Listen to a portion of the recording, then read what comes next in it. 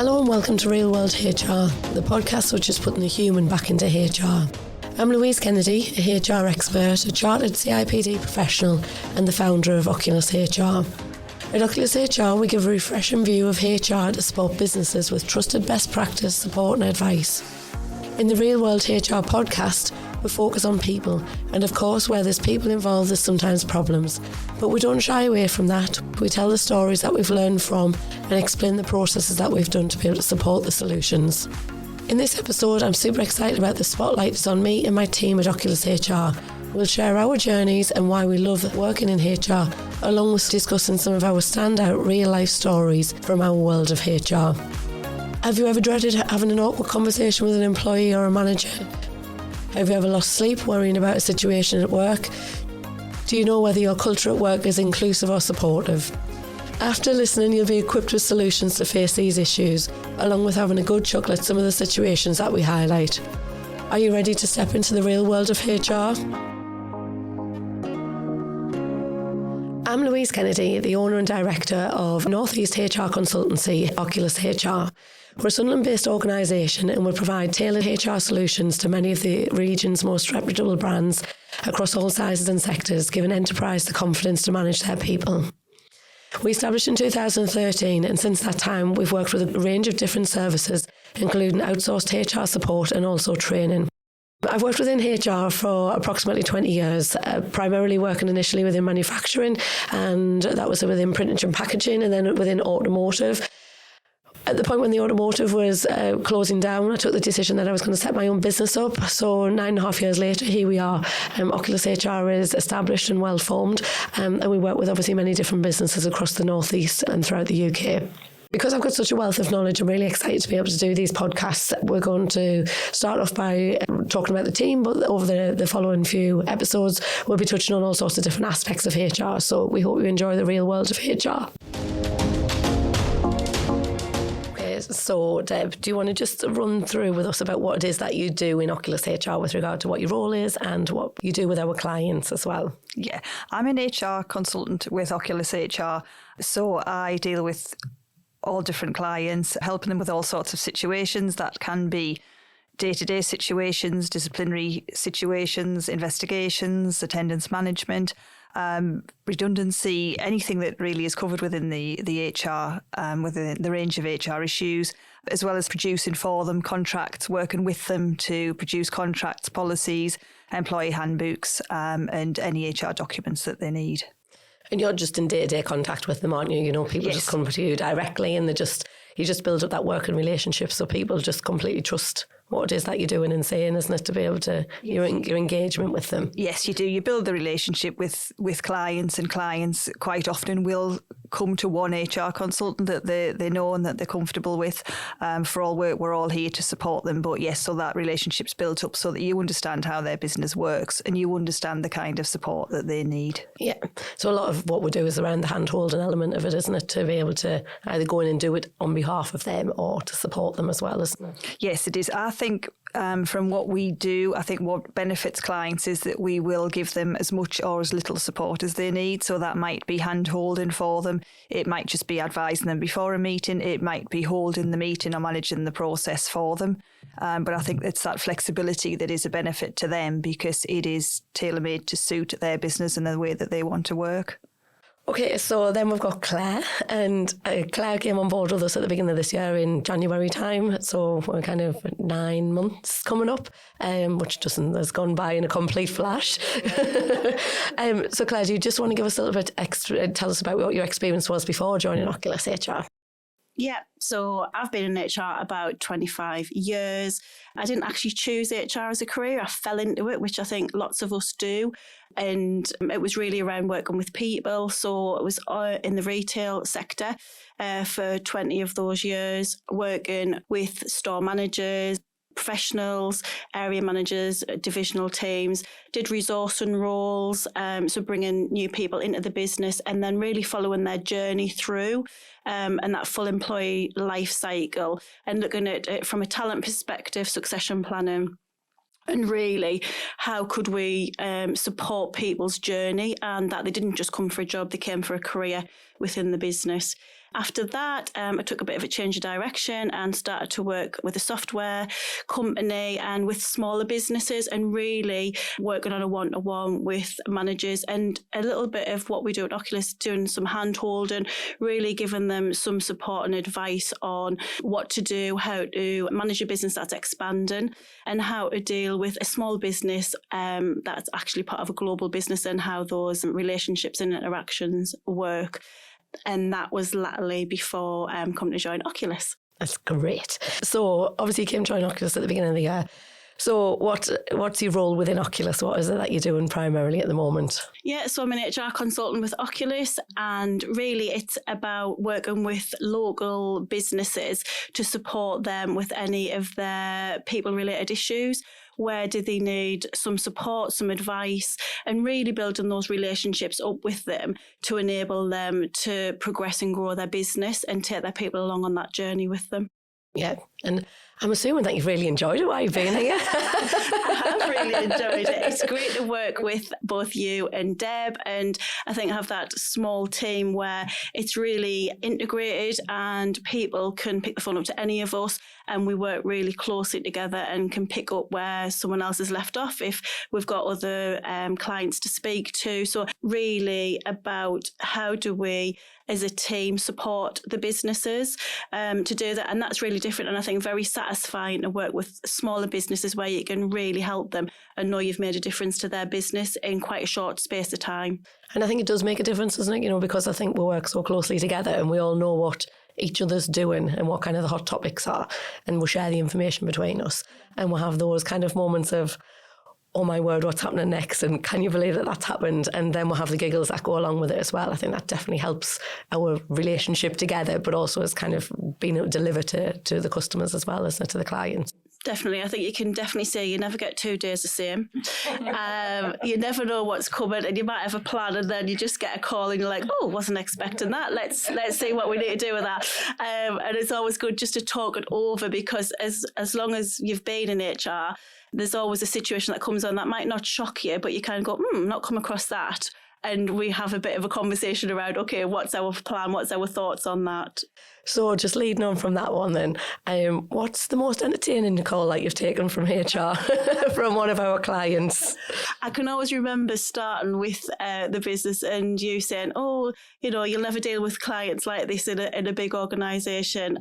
I think I can remember one that probably sticks in my mind, where taking a call from a manager of one of our businesses with a conundrum on how to deal with a situation where a couple of members of staff involved, and someone offered to service their girlfriend whilst he watched because he was not well enough to do that himself. And that's quite an interesting starting conversation with a manager that you've maybe only had a quick couple of conversations with. So it's, okay, you're listening, and then in your head thinking, okay, what's going on here? And then go, and what am I going to give as advice in this situation? So it was definitely one of those moments, because it was just so awkward, wasn't it? Obviously, yeah. So one employee's asked another employee's, would you service my partner? And can I watch? It's not one of those things that come up every day. I've never seen that in any HR book or any CIPD fact sheet. So afterward, had a little giggle around which was the right way to deal with the situation. We obviously then kind of thought about what the process was that needed to take place. And obviously, as you say, sometimes it's like, what information can you give, or advice that can you give back to that client straight away? And sometimes it's difficult, isn't it? Because you think, oh my word, what? But in that given circumstance, you guys both dealt with the situation. Do you just want to run through, not necessarily the basics behind, but what we did as part of that process there? Yeah, so I think, after initially hearing the situation and kind of checking has anyone dealt with a situation like this before, hoping that the answer's no, then it was really around thinking, okay, what is it we can do to help this? Because it's not acceptable behaviour. What is it that needs to be done? How can we support that manager through to a conclusion? So from that, we did an investigation, and that is really around fact-finding and speaking to all of the parties included, just to establish what went on, who said what, when was it said, how was it said, is it as it's been portrayed initially, or actually is there more to the situation?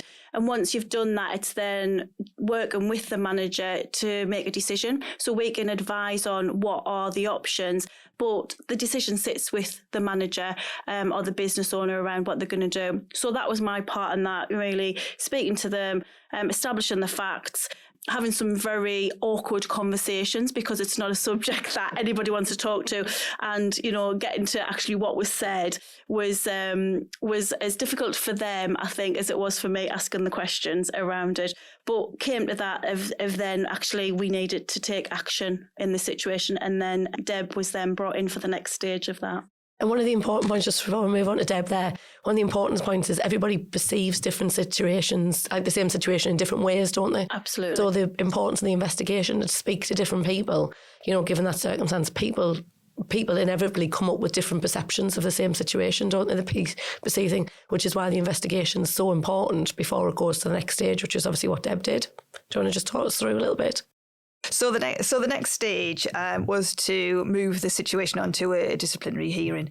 So that was to meet with both of the parties involved, because in this situation there was the employee who had made the initial approach to request that the other employee provided services to his partner. But also, as the partner also worked at the organisation to meet with her because she had been involved in that situation as well. So it was holding the disciplinary hearing with those people individually and a representative from the company to go over the issues that were raised during the investigation, ask any other questions that we felt we needed to be able to get all of the facts to make a decision as to whether disciplinary action should be taken or not, and what that disciplinary action should be. Okay, great. So obviously, a small business in that type of way doesn't really have an idea of what to do next. I think there's so many of our businesses that we deal with would just flounder a bit, would worry, they would have sleepless nights. And at least we've kind of established with our clients that we work with, we establish the ring us up, and then they know that they get some resolve on, or they get the resolve that they need to. And I think one of the things that we always like to do is give that variable a risk around what's happening, isn't it? It's one of the important things. I was just thinking there, we try and do, we do HR in the right way, and it's very real. But just one of the recent companies that we've been dealing with, they've highlighted things that have been, again, moments where we've gone, should they really be doing that? Type situations. So one of the ones that they did, they give a very limited amount of time off for bereavement leave. So if somebody was going to take some time off for the brother-in-law maybe who's died, they would be given 2 hours unpaid leave, which is not the right thing to do from a company. You have to think about your culture. You have to think about how it is that's being put across and how sympathetic people can be. But then the bit that worked on top of that, which I was kind of completely astounded by, was that they were asking for death certificates at the time to be able to prove that they needed these 2 hours off. And we just thought, at the point when someone said that to me during the course of a meeting, I was completely taken aback that actually they were given 2 hours off for someone like a brother-in-law, but then they were asking for a death certificate to be able to prove that it was there. So there's things that we come across in businesses that are completely wrong, aren't they? That's what, from our ethical point of view, that we want to make sure that people are treated morally right, and that HR does have a good reputation. That's not always just kind of in a threatening type of way. It can be something that really engages with the business and helps as well. Definitely. And I think, there is a positive side to HR. And I think sometimes that's not always seen because, we're brought in for things like absence reviews or disciplinaries or dismissals, but actually it can help support businesses with culture. And I think that's the real key aspect that is sometimes forgotten in smaller businesses or in businesses where they don't know what to do. So they either leave something until it's a really big issue and they don't know what to do, and they make some rash decisions, and then that's harder to unpick, and they get themselves in a bit of a situation, or as you described there, where you think, what must it feel like to work in this business? Why would you want to be here? And how would you, from a straightforward position, think 2 hours is okay for a close relative when someone's really grieving? And how do you support that person? And do they think about putting themselves in that position? And would that feel right for them? So I think there is that. Do we trust people in the business? Do we do the right thing by them? And we like to really think about it from that perspective when we're talking and dealing with our clients. Yeah, trying to think a little bit differently, isn't it? just one that popped to mind there, Deb, or years gone by, but they still do it in their business about the holidays. Can you remember that? One of the businesses that we've got where if you want to take a long weekend, you have to take 2 weeks off.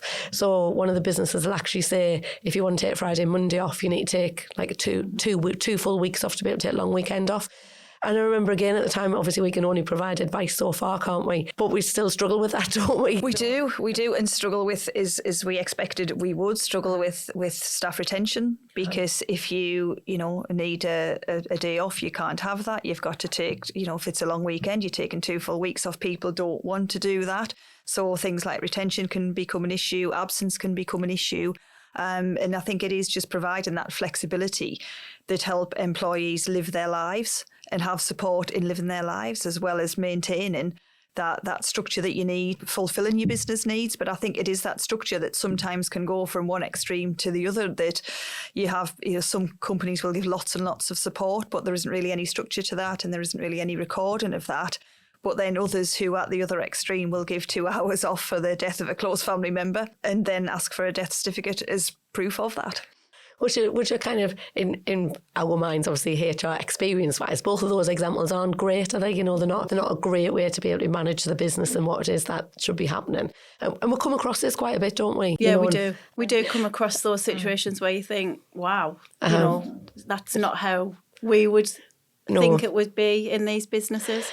And I think a lot of what we try and do, and I know it's a lot when I do any type of training or anything, I talk about a lot of like standards and expectations, so having your core policies and things in place is really good, but having some standards and expectations of like how people should behave, how they should conduct themselves, how kind of, the fact that they should turn up for work on a daily basis, and if they don't, they give somebody a quick call to let them know they're not going to be in.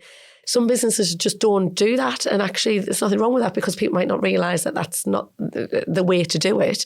But actually there's something simple that can be put in place that can make a big difference to it. And I think there's a lot of quick wins, isn't there, like that? Completely. Where you can really support your people, grow your business and have some structure. And I think, people like to think they want to run a business really informally and really, go with the flow. But as businesses expand and you get more people in, you've got to create some degree of structure, and people just want to know what's expected of them and be clear on it. And I think if you are trying to run a business, you need to know what you can ask of your people. And so just putting those, policies in place, that training, those standards, that, expectations really just helps everybody and actually can alleviate some of those little bugbears and niggling issues that sometimes we get involved in because those conversations haven't happened. Yeah. And actually one just springs to mind straight away when you said about that. We had a client who decided that they didn't want to do policies because they were cool and they were like dead funky, and they just wanted to. Deb's smiling over the other side of the screen here. So well. they were just thinking they were a computer software business, and they just really wanted to be this cool business. So we got involved with them and obviously did contracts with them, but said you really do need some policies in place.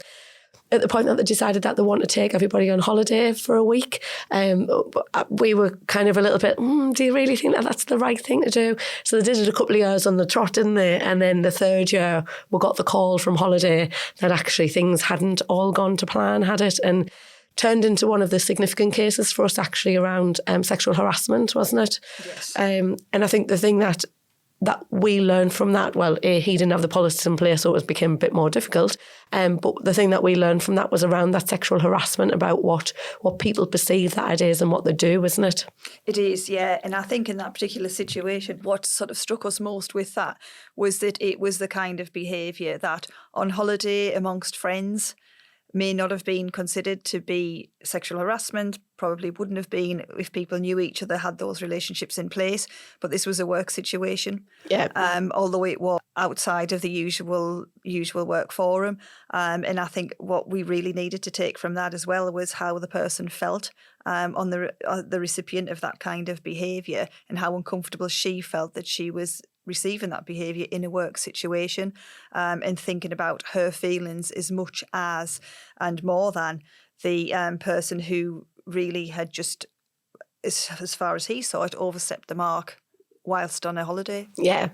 And that for us was very much about somebody had displayed some actions towards somebody else, And at the time, to be truthful, when we spoke about in depth at the time, many hours that were spent talking about it, we didn't actually perceive those acts as, like, we didn't perceive them as being harassment, did we? No. We were very kind of like, is that really sexual harassment? And our advice that we were taking at the time, because we worked with an employment law solicitor, was very much around, it comes down to how someone's been made to feel because of it. Now, I think this is important for all businesses, you know, when people come forward with any type of comments around bullying or harassment, or, you know, people feeling like they're being victimised, or term it up as being just being picked on. I think it's just a major thing that actually everybody feels different, and you have to take on board how someone's been made to feel and not just brush it under the carpet. Even yesterday when I was talking to someone about it, at an event, they said, I complained to my manager about it, who was a female, when I was being inappropriately spoken to, and the manager just brushed it to one side and said, does the manager just get on with it? Well, that's just not right, is it? You know, that's the bits where you need to take responsibility as a manager, as an owner, that you need to step forward, isn't it? And I think what it always, for me, when I'm speaking to clients with situations like this, is it's always bringing it back to, how does the person feel? What was the impact on them? Because you get so many comments along the lines of, well, that's just the way he is, or that's just the way she is, that's what she does.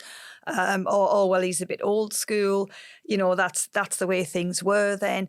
And that, you know, and it's moving beyond that, so that it wasn't just about someone who, you know, is behaving the way they maybe did in a workplace 30 years ago, or has some views which we would rather they didn't express in the workplace, but to understand how the person who is receiving that actually feels.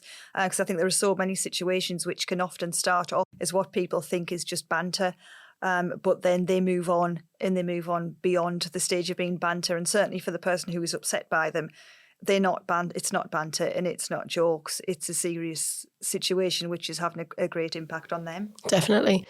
I don't know, we've talked about quite a bit, Claire, with kind of that intent versus impact as well. Yes, Do you want to just kind of give your view around that? Yeah, so I think for me, it's really what Deb's saying there, how people interpret situations. But I think there's this impact, intended, impact felt. So it may be that the person doing an action or saying something didn't actually intend for the person receiving it to feel how they did, but they did. And what you can't do is argue with how someone feels. That's not your prerogative. You can argue with maybe their actions, their words, but you can't argue with how they feel. So I think it's really important that when we're dealing with these delicate situations or these challenging conversations, it's about understanding, how did that person feel? What was your intent? And yes, you might have just intended it to be a bit of banter, a bit of, you know, lightheartedness, but actually the receiving end of that could be very, very different. And I think people in workplaces now are really more mindful of that. And I think, you know, Deb mentioned there about, oh, well, they've always said that, or they've always been like that, or, you know, they've been here for years. We just take that, you know, we can't really say anything to them about it. And actually you can, because that's not acceptable. And just because someone's done it all the time doesn't mean to say it's right. And it does, you know, sometimes take something small, but it's on the back of other things for someone to raise an issue.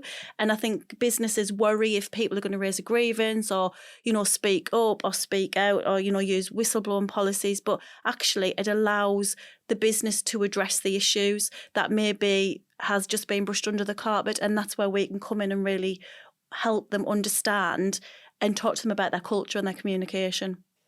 And I think one of the things I'm thinking about while you're talking there is, years ago when I worked in automotive, I had a situation where someone was making derogatory comments towards somebody else. Actually, the comments had been made to them, and that person didn't take offence at it, but actually somebody else took offence at it. And because then it was then raised to the business that actually we then need to do something about it. So it wasn't the individual themselves that the comment had been made towards that had the problem. It was the other person that witnessed it and just said it was completely unacceptable. Now, I've come across quite a few times in businesses where people say, well, if you don't put a grievance in, then we can't do anything about it. Or, well, it's got nothing to do with you, so actually it's not relevant. That's not right, though, is it? Because actually once the employee has been made aware of something like that, then they need to take action.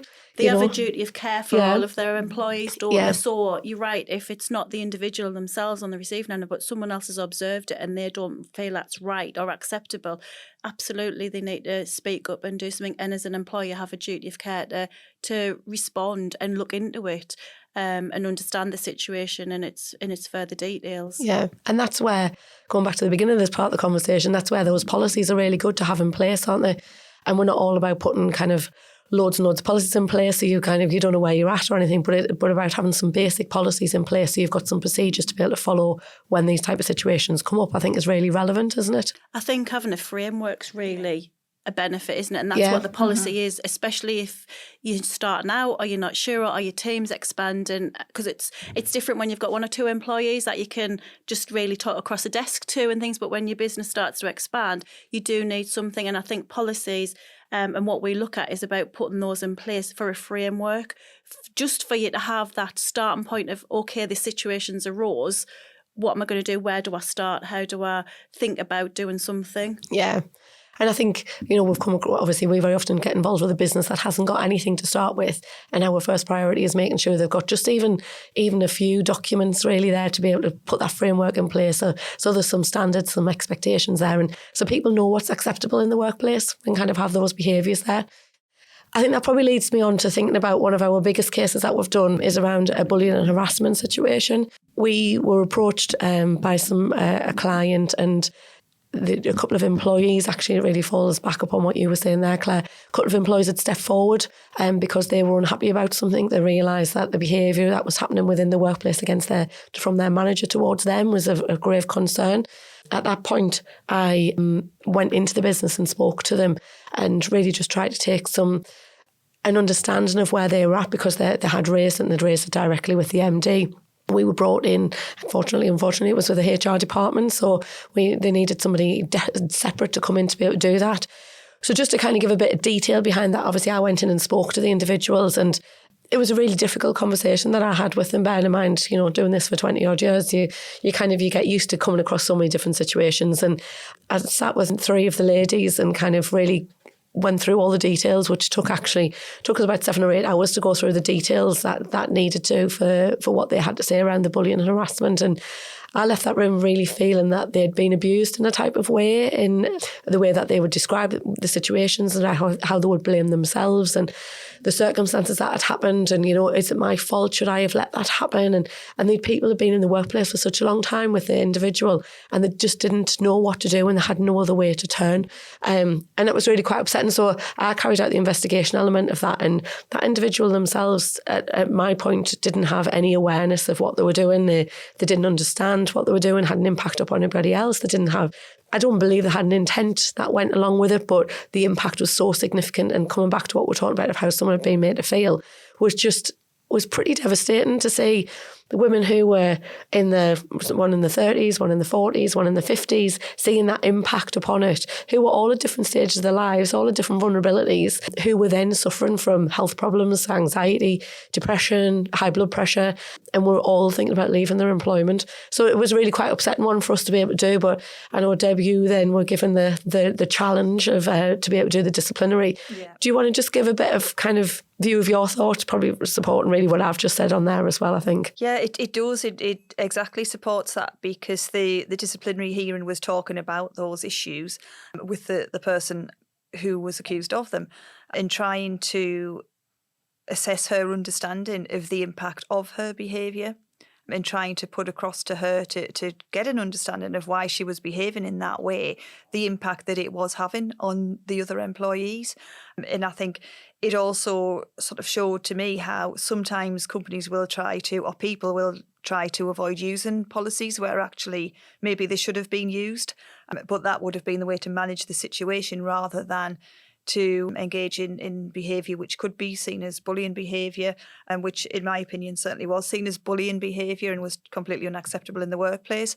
But I think for me, during that very lengthy meeting, it was trying to get an understanding of whether this person actually understood the impact of that behaviour, that they didn't mean to have the impact that they had, but that was the actual real situation for those employees. And one of the difficult things there was it was about a team, wasn't it? There's a small team, and someone had an issue with their manager, And I think so many times, again, you speak to different people, outside of the work context, you come across people and they have an issue with their manager and they don't know what else to do. Now, I know the team really struggled with what was the right thing to do, and they hummed and hawed for such a long time to be able to make the decision, but they did the right thing. And really what I want to kind of put across is that there are resolves to these situations. You don't have to continue on like they had done for years in that situation and kind of be drummed down by it and affecting their own health by not wanting to speak out. So it's a really important element of it, isn't it? So obviously we got to that point in that situation and Deb did a dismissal from the business because it was just a point where it was completely unacceptable and it was just not tolerated and couldn't be tolerated by the business at all. And then Claire then managed to get the appeal point. So an appeal was raised, quite a lengthy appeal was raised from that. And do you remember this day I actually rang Claire to find out where she was because she hadn't rang back after 5 hours. Yeah, I think she thought I was missing in action. I was like, where's she gone? I can't get in touch with her. So 5 hours later, what did you find out? Yeah, so it was a lengthy appeal. And I think the challenge for me in any of these situations is for an individual to understand and acknowledge the situation that they found themselves in. And that can be really hard for people. However, you can have a very sensible conversation with somebody once they've realised their actions and the impact it's had on people. When they don't have that self-awareness, it can be a very, very difficult conversation to have. And again, this perception of a situation of, well, it's acceptable because outside of work, everything's okay. But in work, well, that's okay. That's acceptable for me to speak to somebody like that or for me to ask them in that way. And for them not to understand how devastating that can be. And to see people that have had a long career not realise that that can be such a devastating impact on somebody is quite hard. So to kind of get that reasonableness, I suppose, was challenging. And also for the representative for the business, that somebody had been in their business for so long and yet none of this had been brought until very recently to their attention was really hard. And for them to say that, but absolutely knew it was the right decision and that it was not right for them to return back to the business.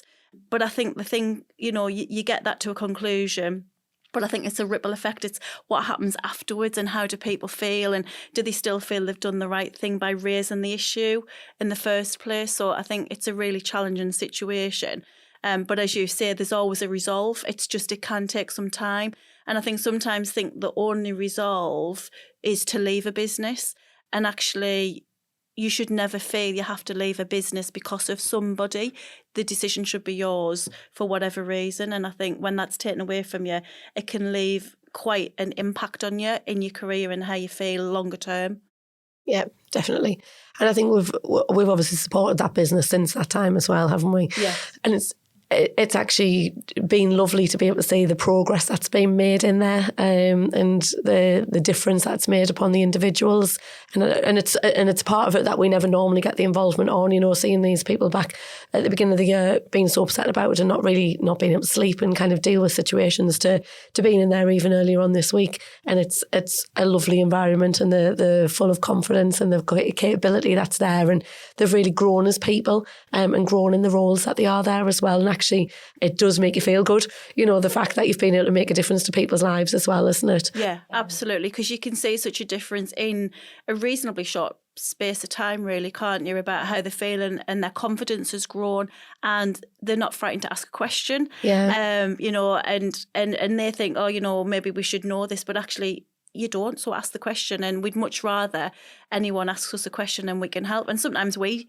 debate about it, don't we? Don't have all the answers. Sometimes that's part of the challenge, isn't it? Kind of, as we said, everyone's got a different view of a situation, but actually trying to get it to actually what do we do next? Yeah, I think that's really important. I think it's just deciding on what the right thing to do is from a business point of view, but it has been nice to be able to kind of see through to kind of the next stage to know that actually they're okay, and that they've been able to come through it. And now the point of them getting an HR manager in place, it's going to be a big change for them, but I think something that they're now probably able to cope with as well, isn't it? So and I think they can say that actually you can have good, strong working relationships at work, because that's not something they've had for a long time. I think that gives them confidence to be able to do that and to see actually you can have an open and strong relationship. Yeah.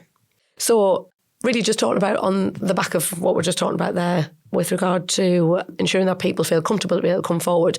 We've dealt with quite a few situations over, probably more so over the last year and a half, 2 years, where people have been in a really difficult personal space. And obviously coming to work or haven't come into work, we've either done it through kind of managing attendance management of people being on long-term sick, which is kind of a whole process that you need to make sure that you're doing just so you can maintain that contact with people, or people on short-term absences, or people just in the workplace who are just struggling on a day-to-day basis and they don't have anywhere to turn to. Now, obviously from what we do, we know that without categorising too much, the NHS services aren't always great to be able to help people who've got some mental health concerns. People don't know where to turn to. Sometimes people don't want to go to the GP. They don't want to take medication. And I think we've got some real good success stories of where we've been able to really help with a particular company that we deal with, who we'll do another podcast with at a later point. But they've really turned people's lives around, haven't they? They've been able to make a difference with it. So just a couple of examples on there. One of the particular businesses that I deal with had come forward, well, had been on long-term sick, and we'd offered to be able to provide them some support and some help because they weren't getting anything from anywhere. They weren't, and these people were at the point of committing suicide. They knew what they were going to do. They knew how they were going to do it. And again, very distressing type situations when you're having calls with people around well-being, and obviously they're blatantly not well. But to be able to have a resource that we've got to be able to put it out for, obviously at a cost for people to be able to provide some type of counselling services has been really, really beneficial. And what you also get from that is that people buy back into it. So in that particular business that I'm mentioning, we had, I'm sure there's 2 different people that were at the point of committing suicide. And actually this particular business became their support mechanism, that actually when they got that far down the line, they were the ones that they rang and they spoke to, and they provided the help and the support to it as well. But we've also had people who've come forward, and one of the hot topics at the moment is around alcohol in the workplace.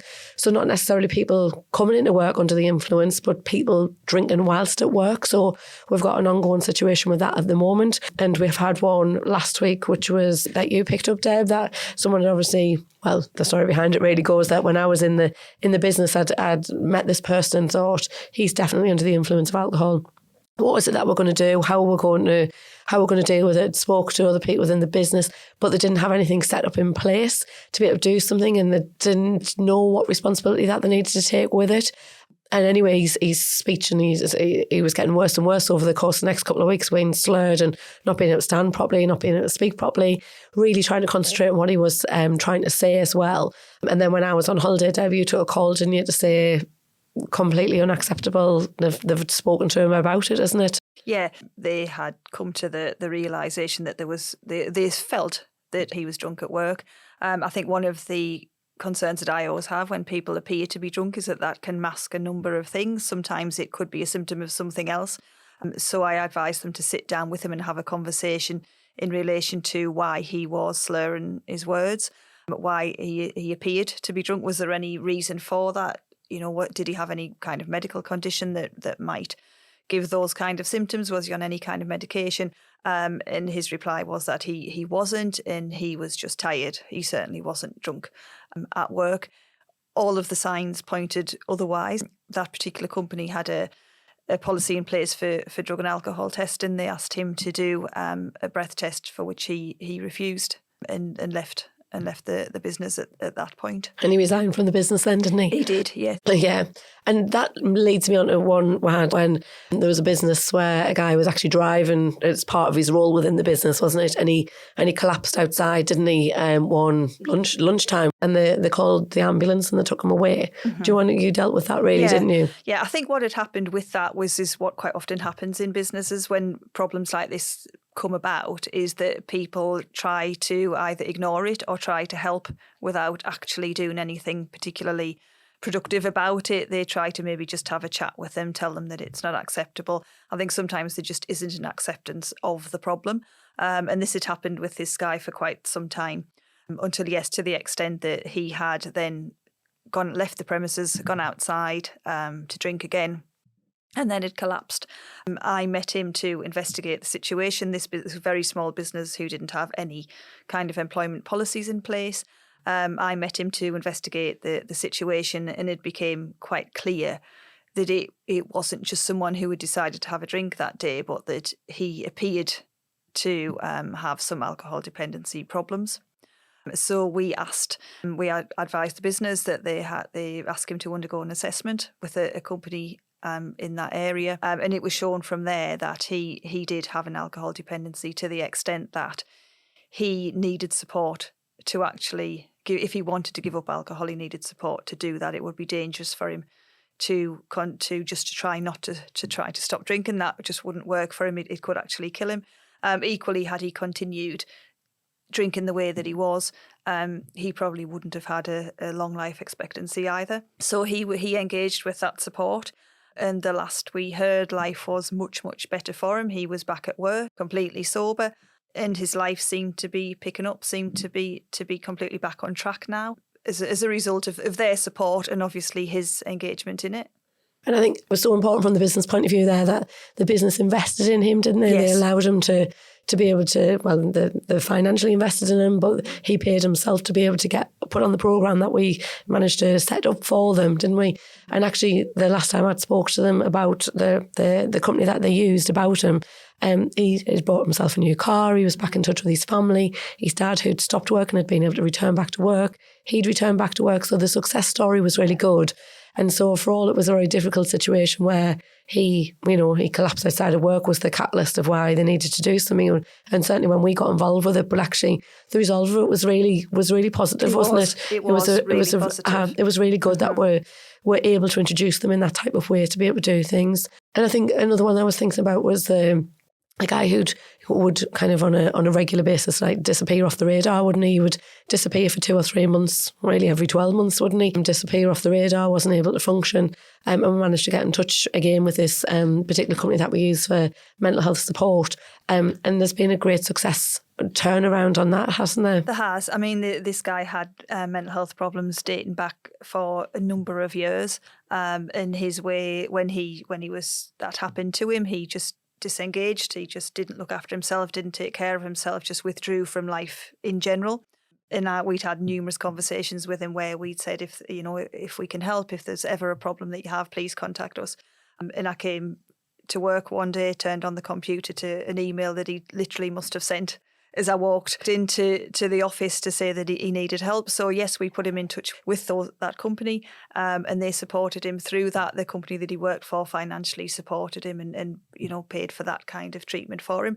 But yes, what he finds now is that he's got the mechanisms to deal with the problems that he has and the strategies to cope with that, so that it will always be an issue for him, but it can be under control and he can usually manage that with the support that he has. Yeah. And I think really what we want to highlight there was around, the different employees can do different things, can't they? They can support people as much or as little as what they want, but there are options are available out there. And sometimes it doesn't have to be a significant cost to the business, but actually what you're doing is changing people's lives. Yes. I think there's some significant things where we've been able to change people's lives because of that type of thing as well.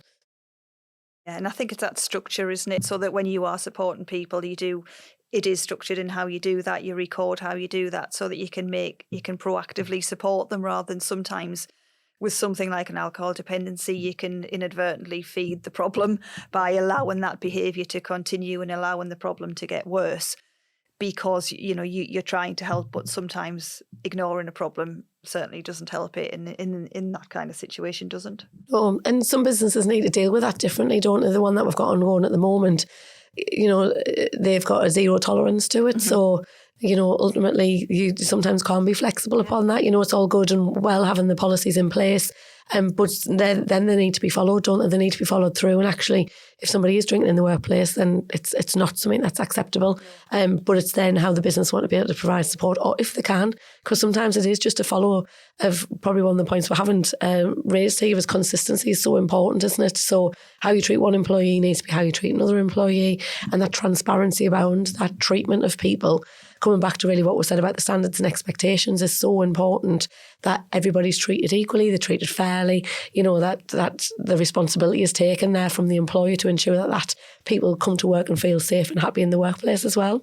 So just thinking about kind of from that point of view, we've recently had, we regularly get grievances that are put in, and again, part of our business is we'll the grievance will come to us and we'll go in and independently review a grievance situation. So Claire, you've obviously had quite an interesting one over recent times, which is kind of span out really, hasn't it? So it's kind of gone from grievance, it's turned into some bullying, it's turned into people leaving the business, it's turned into sickness, it's turned into like kind of a big situation. Do you want to just give us a bit of an overview? Yeah, I think what's really key about that is actually there can be a ripple effect from one set of circumstances. So, a grievance being put in, as I said, it gives a business an opportunity to deal with any issues in there, and they've been brought to the forefront rather than being swept under the carpet, which we've talked about can happen. But I think people need to be really clear what is a grievance and what it's about and what are they wanting as an outcome. Because I think, there's a difference between complaining about how somebody has been or you don't like what they've said in a conversation to actually a real clarity around I'm raising a grievance. This is what the grievance is. This is how it's made me feel. And this is what I'm looking for as an outcome. And I think it's quite difficult to get to an outcome if someone's not really clear on it and actually when they don't really know if it's a grievance or not. And I think dealing with one of the particular situations we've had over the last few months is a grievance that actually isn't really about that. It's about a power. It's about their impact. It's about them being able to influence other people to do what they want to do. And if they don't do what they want to do, then complaining about it. It's a bit like a threat, really, isn't it? It is a threat. And I think, you talked there earlier, Louise, about people wanting to be able to come to work, do their role, feel safe, comfortable at work. And it's really difficult that if you're in a team and you can't feel like that and you're thinking, what is today going to bring? And what if, really treading on eggshells of what can I say, who can I say it to? There's a trust element there around it and how people can feel. And it does have a real impact on people's mental and physical health. And I think you should never underestimate that an off-the-hand comment can actually be quite detrimental.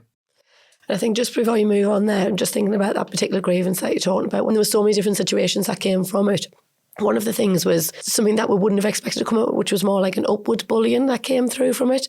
Now, people always think that bullying is kind of from a manager down over, but one of the important points of many that came out of this situation was that there was an upward bullying situation that's going on there, and actually the person that was being bullied in two directions, upwards and downwards, but was a very vulnerable person then, wasn't it? And very vulnerable. And I think people always do automatically think that bullying is it's a senior person in the business to maybe a junior. And actually, there's more occasions where we're starting to see an upward bullying. But I think that's really hard for a manager to acknowledge and realise and then think how they're going to do something about it, because it can be quite intimidating to think that one of their employees is purposefully doing that and making them feel how they do and how do they cope with that. So I think they're quite difficult conversations to have with someone to understand that situation, to reassure them and actually say, what is it that we're going to do about it? Because I think the difficulty comes there is as in, it's just you manage them, why don't you just manage them? And actually sometimes when you've got a really difficult employee, you can't just manage them, can you? There needs to be something. But I think what we find sometimes is that person's not doing enough. Without that person who's been bullied come forward, that person's not doing enough to kind of do some type of disciplinary action on them or take some type of actions because of it, because there's nothing transparent that's coming along with it. It is, and it's back to that interpretation, isn't it? It's absolutely about interpretation, how someone's been made to feel.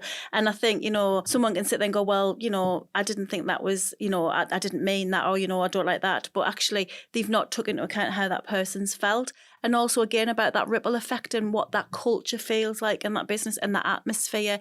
And, people frightened to say anything or people feeling not well enough to come into work in that environment because they don't know how things are going to pan out that day and who's going to be speaking to who and how they're going to be spoken to and actually do they want to be part of it.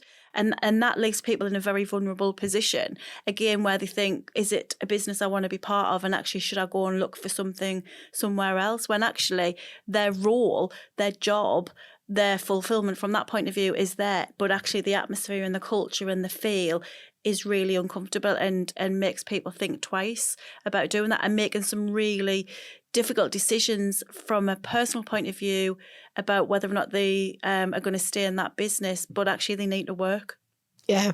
It is a really difficult situation when we get grievances like that that's been put in, and that we know that we've all been involved in the situation, and it's kind of understanding what we can do and kind of breaking it down. I think working together, us as a team, it really helps, because we can say, right, this has happened, how can we break this down and kind of make those points to be able to move forward with it, isn't it? To be able to process driven, but also taking on board everybody's feelings that are involved in it, because it's not just about the process. You've got to have that pragmatic view, haven't you? Because actually you're dealing with people, and in each of the situations. So yeah, your policies are there and your framework, and we're looking for the right outcome, but the journey along the way has to be right for how those people will be made to feel. And to be clear that actually what is acceptable, because I think, there's something in situations like this where everyone goes, that's just the way they are, and it's been like this for years and it's just going to stay like this, and shrug their shoulders and kind of go, we just have to grin and bear it. And actually that's not what people have to do, and that's where we come in to kind of go, well, actually you don't have to grin and bear it, let's talk it through, let's see where the resolve is, and let's equip people to have the right conversations. Yeah. No, definitely. And I think that's key, isn't it? I think it's having those conversations, and it's going back to what we talked about earlier, which is don't just wait for the grievance to come in. If there's an issue, it needs to be resolved. Don't wait until it's a grievance, because I think what it can turn into is there's one grievance and then another grievance follows, so then someone else puts in a grievance, and you end up managing lots of grievances where actually some action earlier on might have resolved the situation at that point before it turned into such a serious issue, because it can be such a big step for someone to take a grievance. Definitely can. And I'm smiling at Deb while she's saying this, because they've now got 4 or 5 other grievances that have come in on the back of the original grievance that was put in. So it's kind of escalated into like a bit of a monster, really, hasn't it? But inevitably we need to go through those things to enable cultural change to take place, because it can't continue on in the way that it is, can it, ultimately? And that's just probably the next thing I'm thinking about there is around discrimination, around people making claims around discrimination, and around when people come forward and they're prepared to raise something because something's come up. And I'm just thinking a few years ago, Deb, where it was a doctor's surgery, wasn't it? And there was a lady who had a medical condition who couldn't walk properly. She had sticks, and she really struggled, but she still came to work and she still worked full time. But there was other people that always had a comment to make. They always had something else to say. They always had a quick jibe, things such as, I'm not going for lunch after her because she walks too slow, or why does she get car parking space just directly out the back? It's not fair on everybody else. But actually the business had gone around and made some reasonable adjustments to be able to help the lady to be able to work full time. Just because she had a disability didn't mean that she could work. But actually other people then had opinions around that, didn't they? So again, it wasn't one that lady who was being, discriminated against came forward to say, but it was something that had been picked up by other people within the business, hadn't it? Yes. And it had come forward, and that was a pretty difficult situation, wasn't it? It was difficult, and I think, again, it goes back to the impact versus the intent, because the lady who was making the comments didn't really see them as serious comments, just felt that they were just offhand comments that she was making. But when we actually met with the employee who the comments were made about and asked about the impact on her, she said, well, I feel like I need to leave. I feel like I can't continue here. So what one person thought was an off-the-cuff comment was enough to make someone feel that they needed to look for another job. So it just highlights how important it is to think about the impact on the person on the receiving end of that. Yeah, but in that situation, that woman didn't come forward to step up. She was just quite prepared to leave her employment rather than step forward, which is such a shame, isn't it, that we end up in those situations. And I think, as we touch on probably discrimination's one of those areas. Obviously there's 9 protected characteristics underneath that, but I do feel like discrimination's used as quite a quick comment. I've been discriminated against, or actually people haven't been discriminated against. The discrimination needs to be around kind of age or race or ethnic origin or sexual orientation. So, there's obviously, as I say, 9 different ones, but again, we've got different situations where we've kind of come across where we've dealt with that, and there are some very genuine discrimination type situations that are there. But again, it needs people to come forward to be able to speak about them, doesn't it? It does. And I think that's hard, and I think you're right. I think the word discrimination is used quite a lot. I think it covers a multitude of sins for people if they don't like a conversation that's been taking place. And, we've all been in HR a number of years, but I think the power of Google and, you know, all others, people can Google things and kind of go, oh, well, that's what I've got, or, you know, that's what I'm going to say, or they know somebody somewhere who maybe knew someone down the pub who knows something about HR or a solicitor, and you get that kind of element as opposed to actually what is the situation. And that's where our investigations and that fact finding has to come in when those situations are raised, because actually what someone thinks is discrimination may not be, because as you said there's 9 clear protected characteristics, and that's where we would look to say, actually, does it fall under any of those? That would be our initial starting point in an investigation. Good. And I'm just thinking, obviously, while you're talking there, obviously discrimination is such a big area of it in itself, which we'll touch on a different point, probably in a different podcast. But I probably just want to highlight to people, different companies, that actually they're not always big issues that people are dealing with. You know, people will give us a ring and say, Joe Bloggs is late every day. You know, like he's been late 5 times this week. And it's like, oh, somebody's continuously using the mobile phone. And we do kind of like the back to basics side of things, don't we, to be able to say, absolutely. Actually, you know, these are everyday issues. You know, people not turning up for work because I think they put a holiday in, or just decide that they're not going to ring in sick properly, or, you know, there's these low levels that, you know, people need to deal with, you know, as employers who've got, you know, 10, 20, 30, 40 staff. That these are the basics that we need to put into place around kind of that standards and expectations, making sure that we've kind of got other things that need to cover in there as well. If you deal with those, they don't become the really big issues. Yeah. Actually, if you nip them in the bud and again, those standards, those expectations, we expect you to be at work at this time, we expect you to, you know, be smartly dressed, have your uniform on, we expect you, you know, to inform us if you're not going to be at work. They're all actually straightforward basic things that we would expect people to do. But if they don't, then ask for some support, because we can help you deal with them. Otherwise it will become a bigger issue. And you've also got to set your standards across for all of your team. You said earlier about consistency. You know, it's not all right for one person to be late 5 times and someone else 3 times but not do anything with one of them. You know, it's got to feel transparent and people feel that they're being treated equally. Otherwise that causes a different issue. Okay, so just thinking around the standards and expectations that we've just been talking about there, I think one of the other hot topics that comes is around social media, isn't it? It is. And it's about the do's and don'ts, about what people should do, what people shouldn't do. And I mean, there's so many different aspects of it that go through. It is making sure that you've got policy in place, so we've got something that's quite, again, standardised to be able to make sure that people know how to follow through. Couple of good examples just before we kind of get into the detail of what should go into a policy on it is we had one particular company, must be about 5 years ago now, and it was kind of a farming type business, really, like an engineering type business. And what they did was, which was completely inappropriate what they did as well, never mind just putting it on the internet, they chased some guys who were in the 50s, chased the apprentice around in the workplace and pinned him down with a couple of crowbars. And then somebody cut his beard off just kind of with a pair of scissors. So as we, obviously completely unacceptable, but more so that somebody then recorded that and just put it online. And obviously they all had the company logos on the tops and they all had the company name in the background. It was put out on YouTube, it was put out on Facebook. There was obviously, you know, from a business point of view, wanting to make sure that that wasn't done and that the reality of it isn't actually put out there. So, you know, a couple of different issues. What happened there happened and it shouldn't have happened in the first place. But then advertising that as what the company allowed to happen is really what that would have been seen as being. So pretty difficult one from that.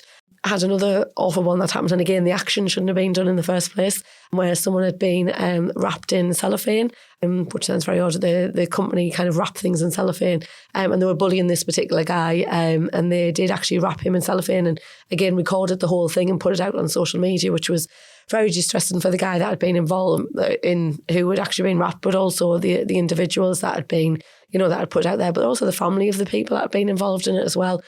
And ultimately these things lead to dismissal. You know, you can't have somebody that's in your business that are behaving in that type of way, but also that the social media element of it that comes out there. But I think one of the important points is the basics that put on. So Deb, do you just want to kind of go through a couple of examples where you've had some kind of what we class as low level things that are put on, but actually they bring the company into disrepute by the actions that have been put out there? Yeah, I think it is some of the basics. It's things like informing your employees that they shouldn't connect their, for instance, Facebook pages with the employers' social media accounts, and down to understanding the impact of the job that they do and the company that they work for. One particular one that springs to mind was an employee who would complain about their workplace on social media, not understanding that they actually lived in the community that the company operated in, and people knew that that was where she worked. So other employees would then make comments, or the arguments which would have taken place within the workplace were then put out for, you know, anyone in the local community to see, and were then in a public forum, rather than what would have and should have been managed privately. Not such a big impact as the examples that you've given, but still very worrying for the company concerned. So I think we come across varying levels of what's acceptable and what's not. And I think people take to social media, and there's a lot of case law around it there now. People take to social media to put out there of what their thoughts are quite publicly about, oh, I've had a terrible day at work, or somebody's done this, or someone's done that. And they don't realise the impact that it has, not just on the company, but on themselves, but on the other employees that they work on there as well. I think the social media is just such a big area that's continuously rising, isn't it? It's continuously something different, something new things that are coming up all the time. And it is just people not concentrating on what it is that's being put out there, and thinking about where it is that they work and what impact that it has upon other people. One thing that we'd like you to take away from this today, and to consider how you could make a difference to your own work and life, for us, it's very much about consistency. Consistency is a particular area that we talk about a lot, and it's very relevant for both the employer and the employee. If you can do one thing, it is to be consistent in your approach that you've got towards how you treat people, to how you work with other people, and also be very transparent about how you would do it. So consistency and transparency are key in the approach that you've got on a day-to-day basis in the workplace, as I say, as being the employer and the employee. Okay, so we just really want to thank you very much for listening to our Real World HR podcast. We've hoped that you've took some interest out of it. Let's hope that there's some things that have resonated at what happens within your business, where you think, actually, yes, I do need to do something about that. And I think what we'd encourage you to do is to kind of don't procrastinate it. You know, these things can be resolved. They can be done quite easily, whether it's with us, whether it's with somebody else. You know, that there's services out there that can help businesses do things. I think people just have to realise, employers or managers, you don't have to do it all on your own. There are people that are experts that are out there to be able to help you out as well. You can find out more information about things that we've discussed on the episode and in our show notes. So we are the Real World HR, putting the human back into HR.